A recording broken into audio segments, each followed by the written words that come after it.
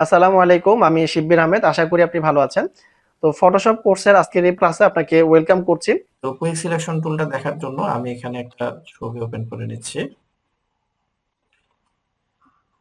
Quick selection টুলটা হচ্ছে যে এখানে এই অবজেক্ট সিলেকশন টুলের ঠিক নিচে পাবেন। এটার নাম হচ্ছে কুইক সিলেকশন টুল। এটার কাজটা হচ্ছে খুব দ্রুত কোনো কিছু সিলেকশন করা।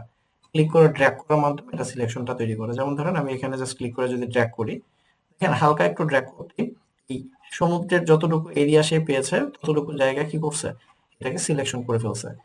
ওকে, আবার দেখেন আমি কন্ট্রোল ডি তে ডিসিলেক্ট করলাম।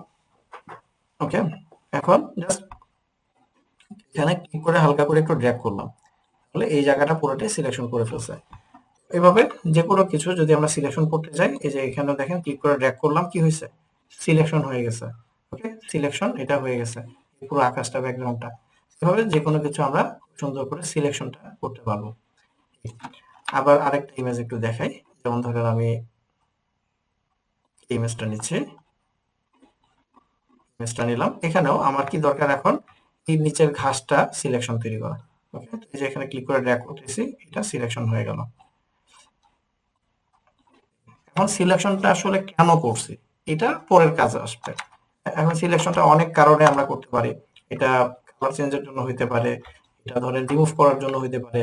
বিভিন্ন কারণে আসলে আমাদের সিলেকশন করার দরকার হয়।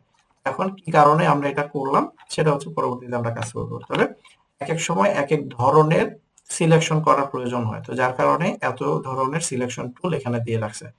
ওকে, কুইক সিলেকশন টুলটা বুঝতে পারছেন? জি ভাইয়া, বুঝতে পেরেছি। ওকে, আচ্ছা।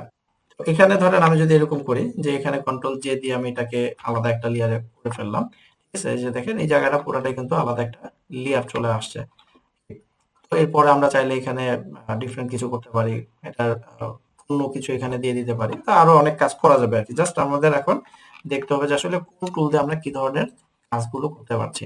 সো চলুন আমাদের মেইন ক্লাসে আমরা চলে যাই। ভিডিওগুলো যদি ভালো লাগে তাহলে অবশ্যই লাইক করবেন, শেয়ার করবেন এবং সাবস্ক্রাইব করতে ভুলবেন না।